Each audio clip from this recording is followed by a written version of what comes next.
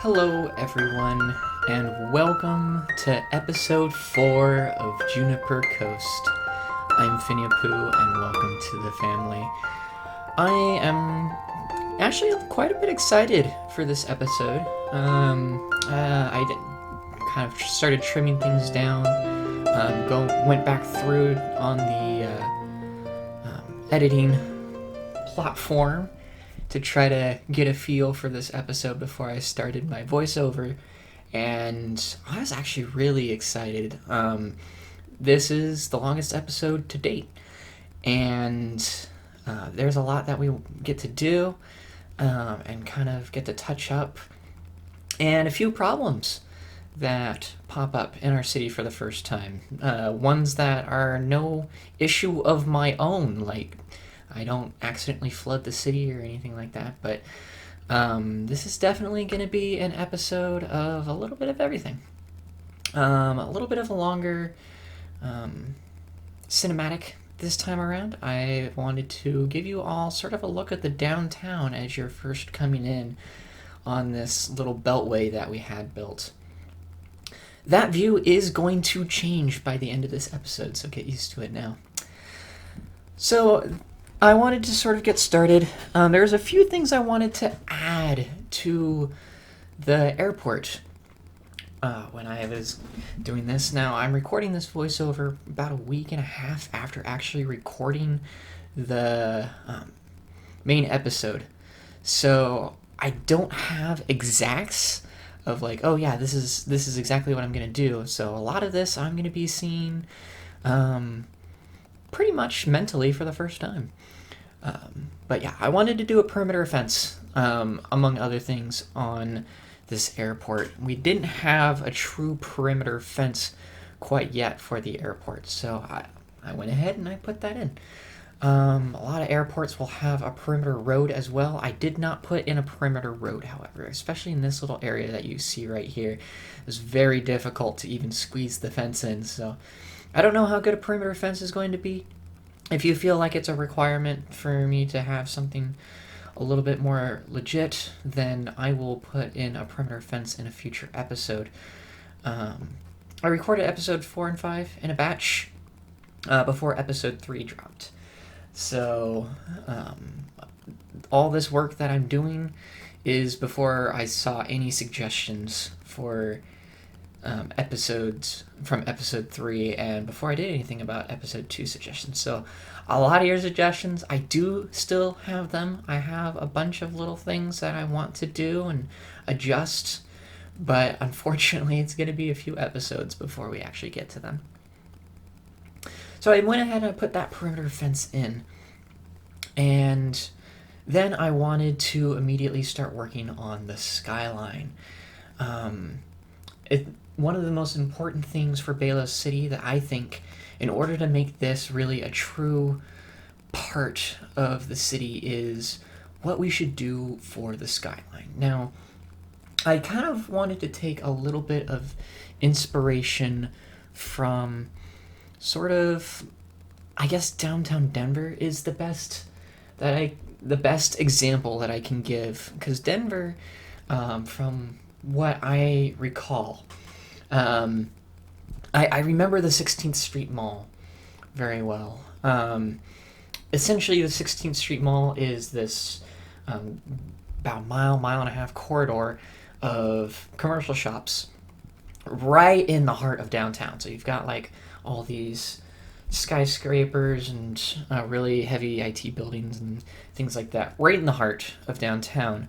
And then it's basically commercial buildings from there. They have different parts of malls. I think there's like a Safeway or something like right in the heart of downtown.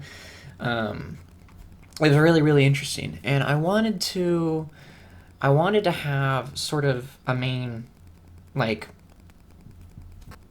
a main arterial road going right through the heart of the city, or at least close to it. Not obviously right smack in the middle, but close enough that it feels legitimate enough. So I connected up, and I actually really like what happened here on this particular node. I connected up the industrial road to the main arterial road that comes to the heart of downtown, and made sort of a secondary path avoiding downtown. And this actually becomes quite the main highway through this portion, if you will, like a state highway that kind of goes through the heart of the city. It definitely gets that feeling. And what also becomes the feeling is the fact that this becomes sort of the main part of the city. You can see what I'm doing. I'm starting to make little blocks, and we actually start bringing this out towards the freeway. And by the end of this episode, this whole section between the Beltway and the main highway becomes filled in. Now in this corner, I decided to do, I think you'll see it in a few minutes, I decided to do an amusement park. And I wanted to do a little amusement park here. I call it a really cheesy name, so I call it 7 Flags Over Juniper. If you have a better name for it, please do suggest a better name. That is horrible. Such a horrible name. So I could definitely use some naming help.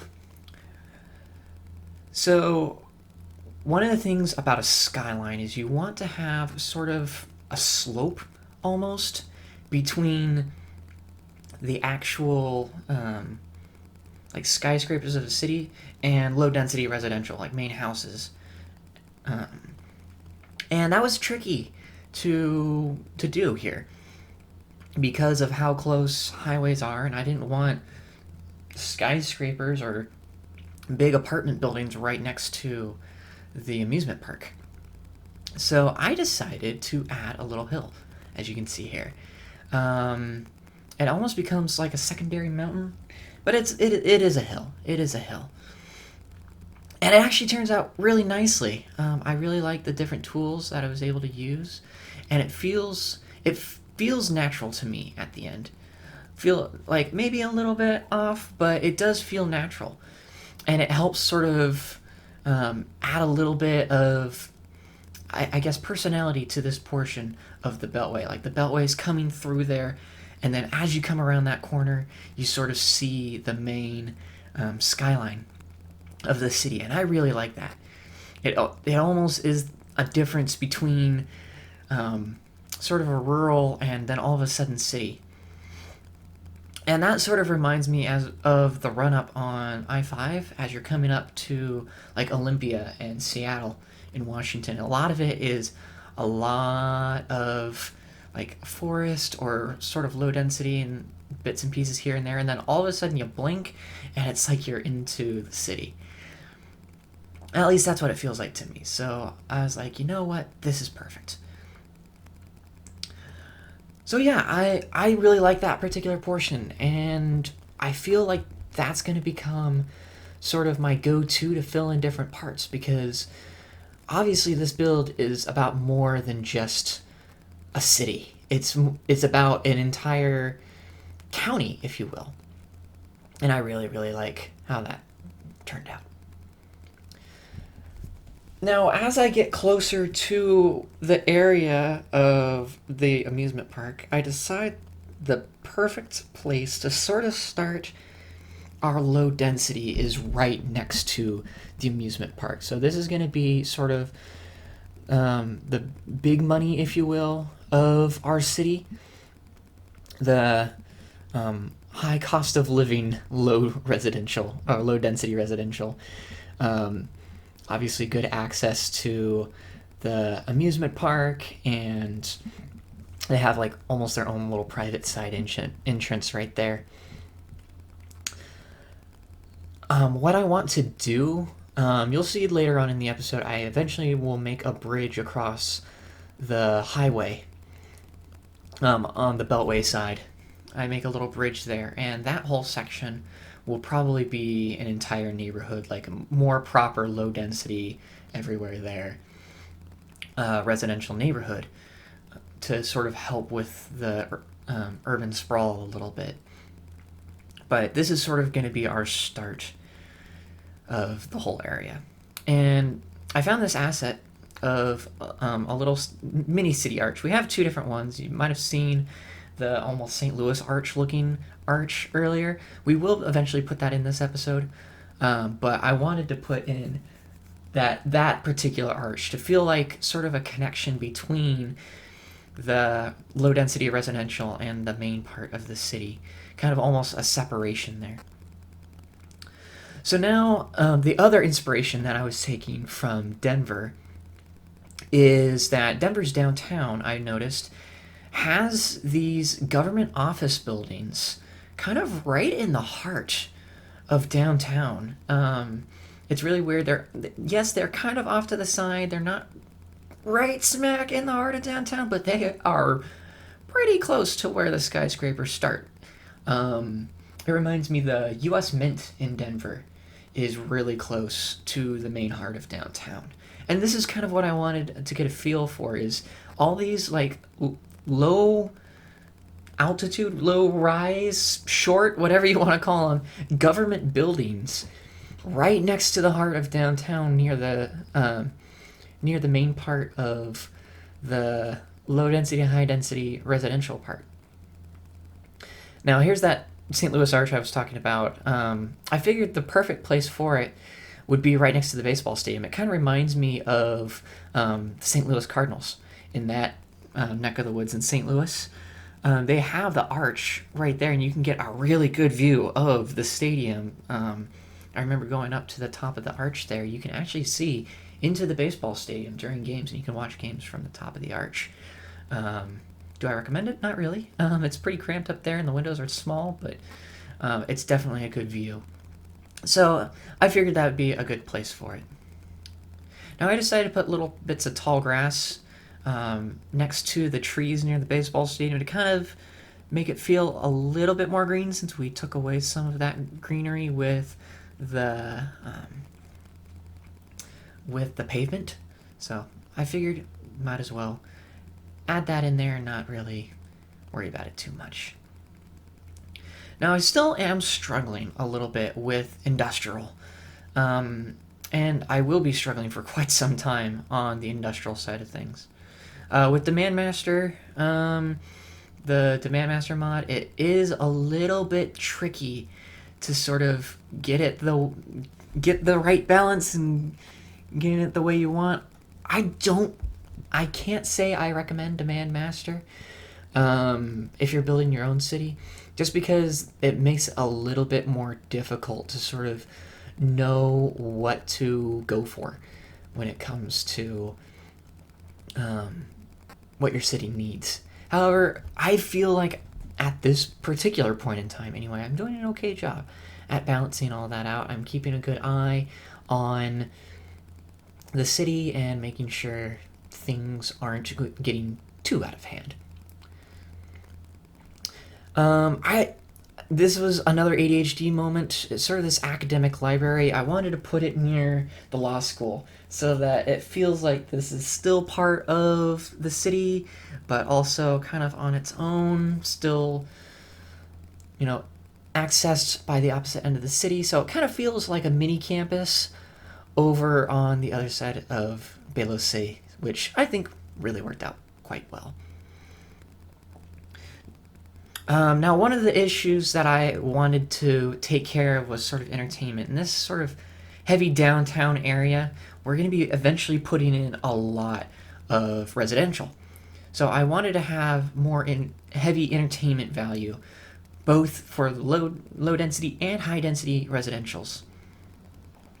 And in order to accomplish that, I wanted to put in that museum. You can actually see it next to the tax offices there. Kind of with those pointed architecture. Now, this particular building, I forget the exact name. I want to say it's Pinoa Street or something like that. It's a New York City skyline, if I remember right. Skyscraper. And I wanted to put that in to get a little extra height to the skyline. And there's a couple of other buildings that we'll eventually be putting in to sort of add to the height of the skyline to make it feel more like a legitimate skyline, more heavily, densely populated here in Bayless City. And does it work? I think it does. I think it works out quite well. Um, but you'll have to see what we end up doing later on. I'll explain it when it comes, because right now I'm currently working on sort of a festival area.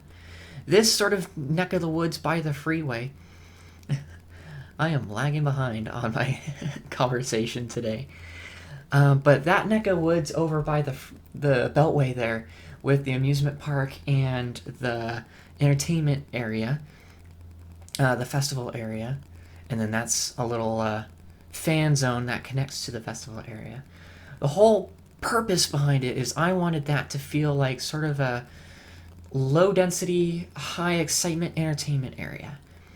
So I figured that would be a great place to put it. And then that is a posh mall, so a really beautiful looking mall. And we're going to put some commercial in that general vicinity, and some high density residential to sort of go with it.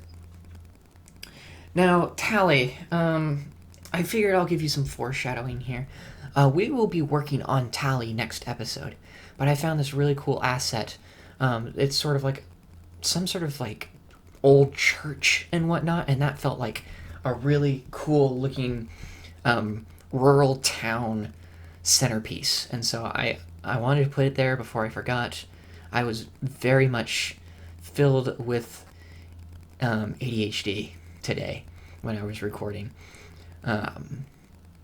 Technically, I recorded it about a week and a half ago, but I definitely had problems filling in the skyline to make it look exactly the way I wanted to.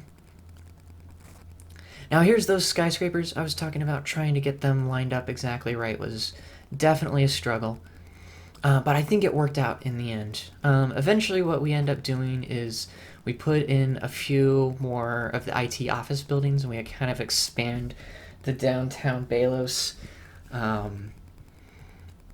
district in order to allow for the IT buildings to expand, which really helped with the skyline and helped with the sprawl a little bit. And I think it turned out quite nicely. Now, one of the issues I had with this Pinoa Street is that little alert that says, "You're not connected to the road." Well, I can't get it to go away, no matter what I do. I tried deleting it, rebuilding it. I tried moving it closer to the road, away from the road, tried adding roads around the outside, and no matter what I did, it didn't work. So, unfortunately, during these builds, you're going to have to deal with that alert. If it's on my conscience, it has to be on yours. But it does end up working out quite nicely. I really like how it works out. And there's the, I guess, a little bit of start of the urban sprawl. It doesn't work out quite as I wanted to, but it's a start. It's a start. By the end of it, it actually looks really, really nice. I think that's sort of the, if I had to say anything, that's sort of the theme of this series. Is it starts out looking really weird, and then by the end of it, it looks really, really nice. So I really like how this turned out. Like, even though it didn't end up working exactly the way I wanted to, I'd end up keeping that little back road on the back side of the building there, because I just loved how it worked and how it sort of made a little alleyway on the back side of the skyline there. And at this point, I'm really liking how the skyline's turning out. You can see I'm starting to add a couple of other buildings to kind of help with the skyline. And I end up keeping most of these in place. I think there's a couple of small adjustments that I make, a little tweaks here and there. But for the most part, this little skyline really turned out well. Now, some of you may be wondering why I'm putting a hotel on that particular portion where it's so small. And I ended up putting it there because it reminds me of Salt Lake City. Salt Lake City has a couple of smaller hotels near their skyscraper section. They're really their heart of downtown, which surprises me. I think it's I forget which hotel it is. It's right next to Temple Square. That I remember, and I wanted to sort of have that feel for Balos City, where you have this hotel that is sort of out of place in the heart of downtown. Like, I wanted Balos to have a lot of personality. Like, I wanted it to feel like poorly planned, if I dare say that. And I think it came across quite well. But I wanted it to feel like it had history without needing to put in too much work and effort. And I think it worked out quite well. You've got sort of the different parts of the neighborhoods, and you can sort of feel where the downtown really built itself up pretty quickly. Right now, I'm kind of working on one of the suburban urban neighborhoods, trying to get all the amenities in for everybody. And honestly, I'm loving the sort of the hill right next to the city, which reminds me a lot of Portland. The west side of Portland has a lot of hills, and technically they have a lot of low density residential houses right on that hill as you go up towards like the Beaverton area, and it's just overlooking downtown. It is the weirdest thing I've ever seen in any major city. Not weird in the sense that, you know, it looks off, but just weird that it goes from like, here are houses, and then downtown. And so I guess that's my reasoning behind putting low density residential so close to the heart of downtown, is that we kind of sort of get that feel of here's a whole bunch of low density residential, maybe a couple of apartments, and then downtown, just right there. And I think it turned out really well. One thing that I did neglect is pathways. I've really been neglecting pedestrian pathways, which, as you can see, and I've also been neglecting public transport, as you can see with all this traffic. This was the first major issue, besides the accidental fires.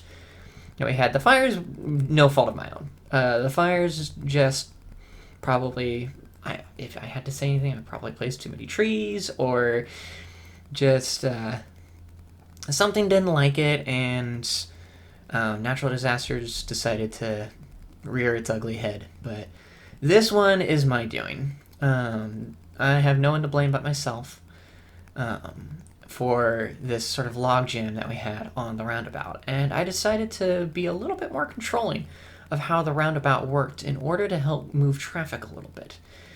And it actually caused pretty bad widespread problems throughout the city. Trash wasn't getting out. A lot of people were dying because, well, I guess we were experiencing a death wave because of the communities not getting access to the crematoriums, which really made an issue.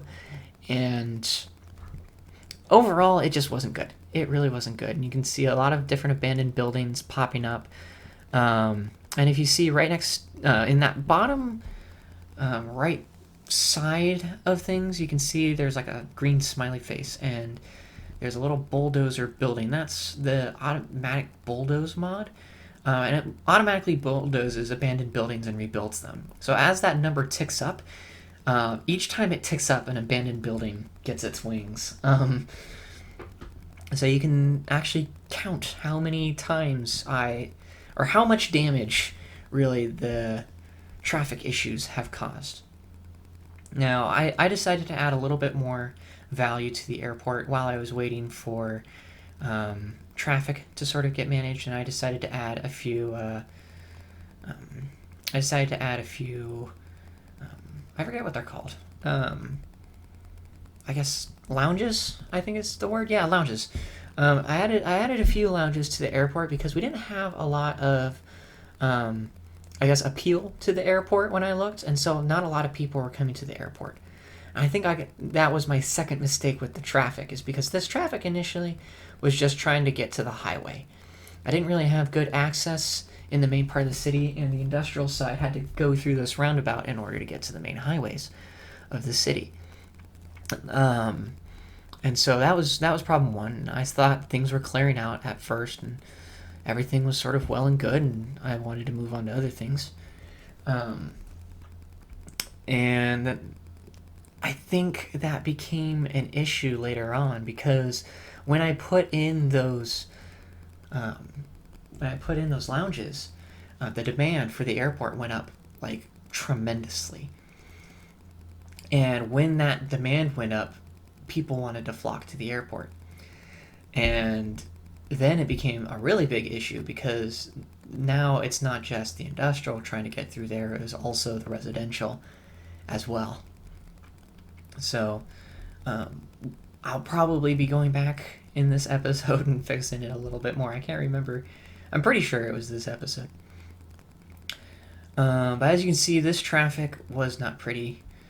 Certain aspects of it weren't working out the way I wanted to, but you can see traffic on the roundabout is clearing, it's just not clearing enough.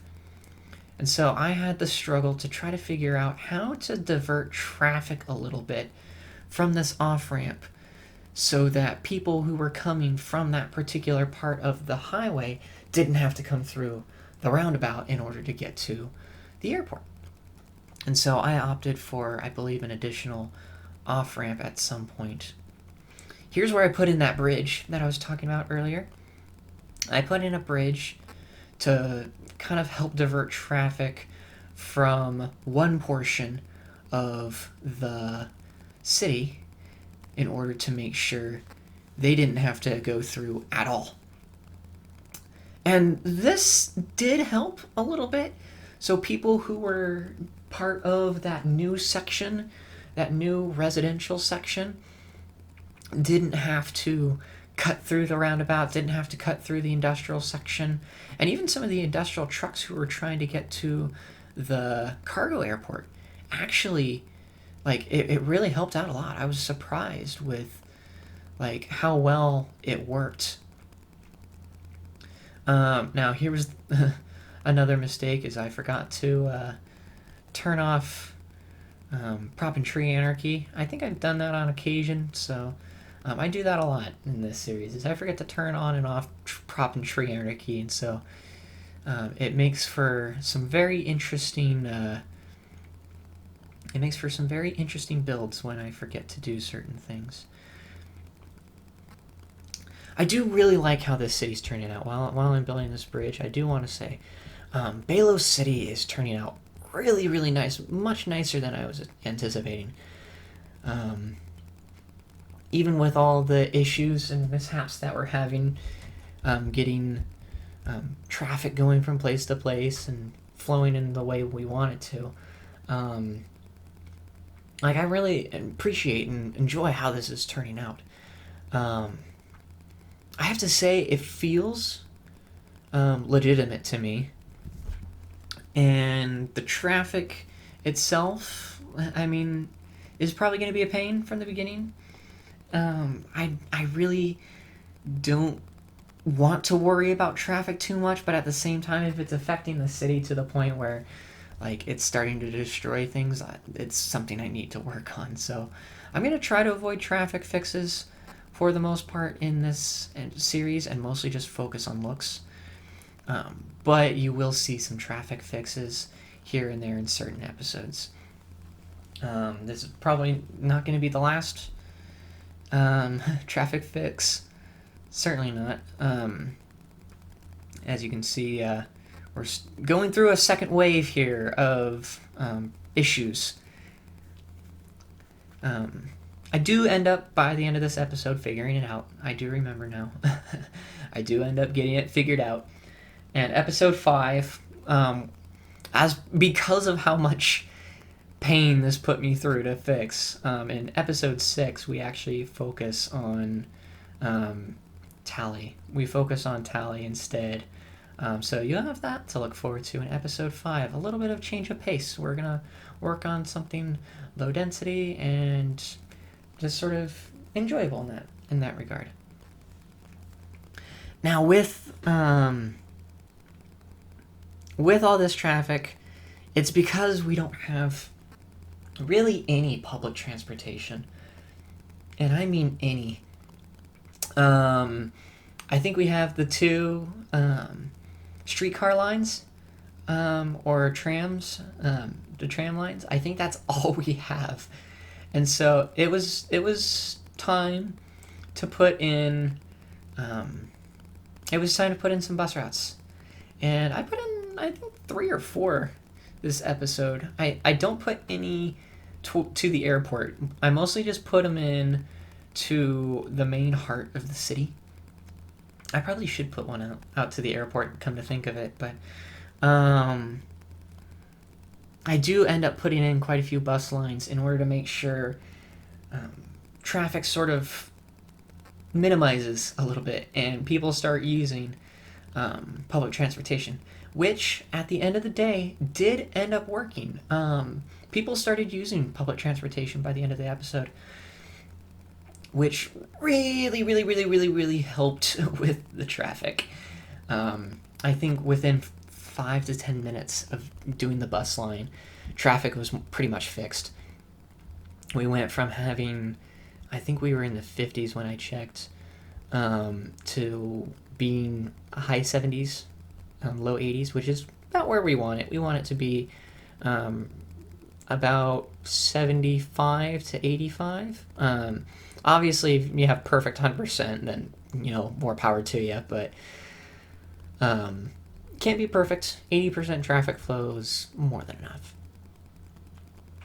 So clearly, I wanted to have a little bit of fun while we were waiting for traffic to dissipate. So it was time to work on Seven Flags. And Seven Flags was very interesting to sort of build. I wanted to have a little bit of everything in the amusement park, but at the same time, they didn't really have too much to do. I only had the vanilla assets for the park, which I think was probably my first mistake. I probably should have gone onto the workshop first and grabbed a few more. But at the end of the day, I think it worked out pretty nice and looked like an amusement park should. Part of what I want to do, though, eventually is I do want to go back to it and maybe add a couple of different rides if they have a couple different rides on the workshop. For those of you who are into the Steam Workshop for City Skylines and know about some good assets for amusement parks, let me know in the comments. I'll try to hop in and grab some of those and add them to the amusement park on a future episode. I am collecting all your suggestions, by the way, so that I can sort of do a full entire episode of suggestions. Now, I was going to put in a zoo. The idea to fill in space was, what if I put in a zoo or like animal enclosures, small animal enclosures into the amusement park? But then there was that small part of me that was like, I can't in good conscience put animals into that much noise of an amusement park. And I'm just gonna add more amusement park rides, and it ends up working quite nice. I know there's duplicate like drop towers and duplicate roller coasters and duplicate Ferris wheels, but there are amusement parks with duplicate rides. They're like, I'm reminded of Hershey Park that has like 3 drop towers right next to one another. They're all named different things after different candy bars, but they're all drop towers. They're all right next to each other. They all do the same thing. So I figured that would be perfect. And now the traffic to the amusement park begins. I mean, what do you expect? There's going to be high demand for an amusement park, high demand for the festival area, so that little road is going to definitely become a main arterial. However, I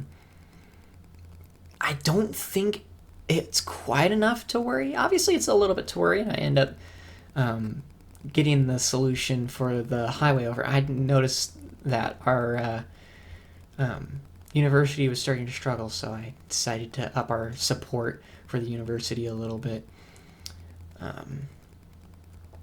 But going back to the rest of the build, I end up getting a little on-ramp to the Beltway, and that helps dissipate a little bit of traffic, because then traffic is more likely to take the highway all the way to the amusement park, which helps alleviate some of that traffic in that main arterial. So, I don't add too much parking. I do add a few parking garages, as you saw, and then I think later on I put a parking lot in over by the amusement park. But I feel like I need to put in more parking here and there in order to make this feel a little bit more legit. Parking, I think, is going to be an issue with our city eventually.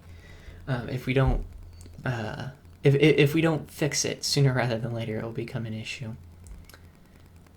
I do end up putting a riding stable in. I do end up putting a little horse area next to the amusement park. I know I was like, no, animals can't handle this. Well, I think horses will be okay. I mean, it's kind of an entertainment area right there. We'll put the zoo somewhere else. So for now, I'm not too worried. I'm not too worried about the horses. I think the horses can handle it. But I'm now at the point where it's time to sort of fill in this section. I want it to feel like a sprawl. So we're kind of towards the corner edge-ish of the city, so I want to start having a few taller buildings and also kind of have some flex to our area there, but also make sure we're putting in enough low density to make it feel legitimate. I come back to it eventually and touch up on it. I mean, we've got probably, I don't know, 5-10 minutes left on this episode.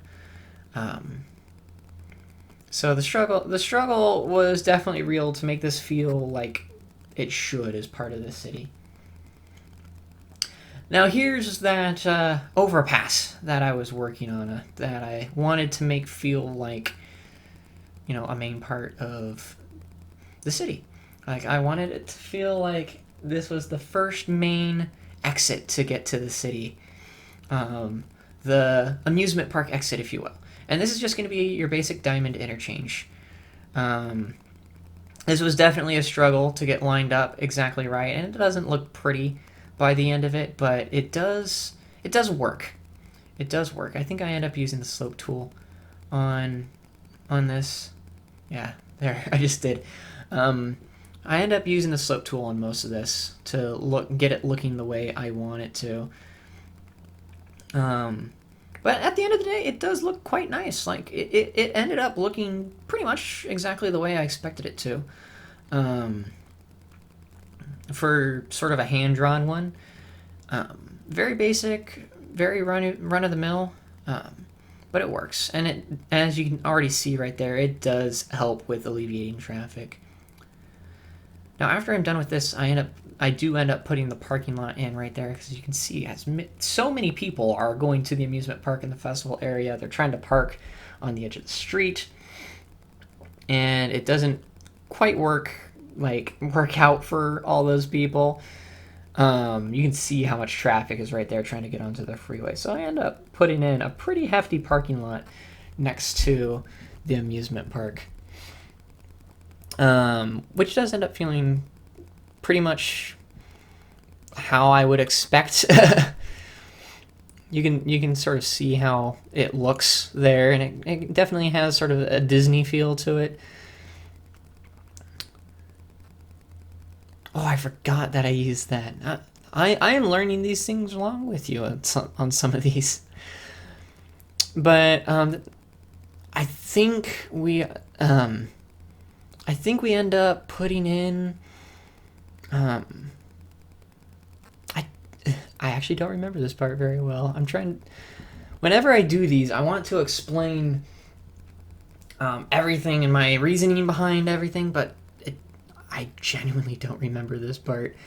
I think if I remember right, I wanted it to be big enough to feel like an amusement park parking lot, but I didn't want it to be so big that people who weren't going to the amusement park were using it.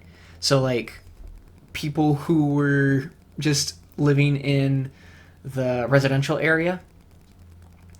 And as you can see, people were already using it super quick. I think by the end of the episode, about half were using it.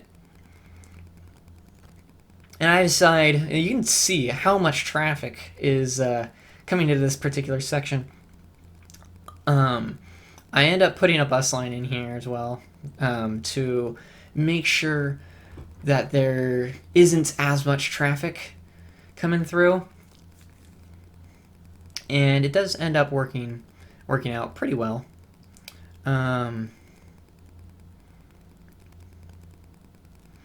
Oh yeah, the struggle of renaming the bus line. The bus line, they only allow a certain number of characters in the bus line, and so I was trying to name the bus line to something that wasn't cut off by the end of it. And I think for the remainder of the episode, I just fill in the rest of this.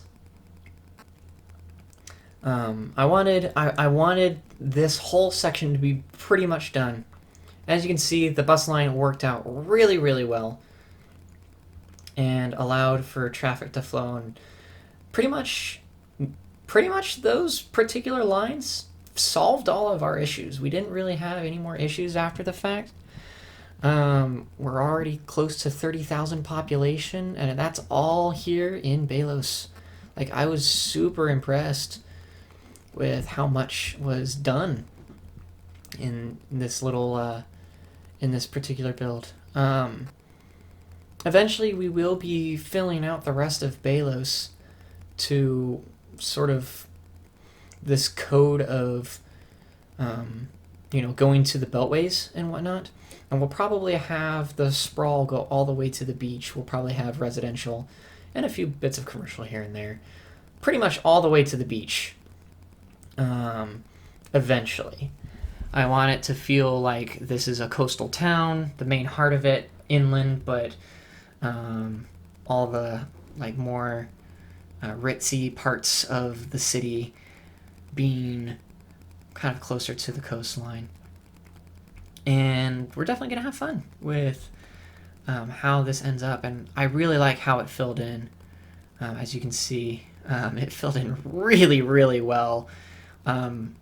And when in doubt, trees. The trees really helped with this build, making it look legit and making it look how I would want it. I add a little bit of this concrete to the edges of our downtown section, because downtown you're not really going to have a lot of green space, especially in these little center areas where the parking lots are, the walkways are. It kind of fills in the block a little bit, which makes it feel more like a downtown area to me. It's a concrete jungle. It's not concrete and grass. It's a concrete jungle. So that's what we go for in the downtown neck of the woods. Well, this is pretty much going to do it for this episode. I do a couple of little checks.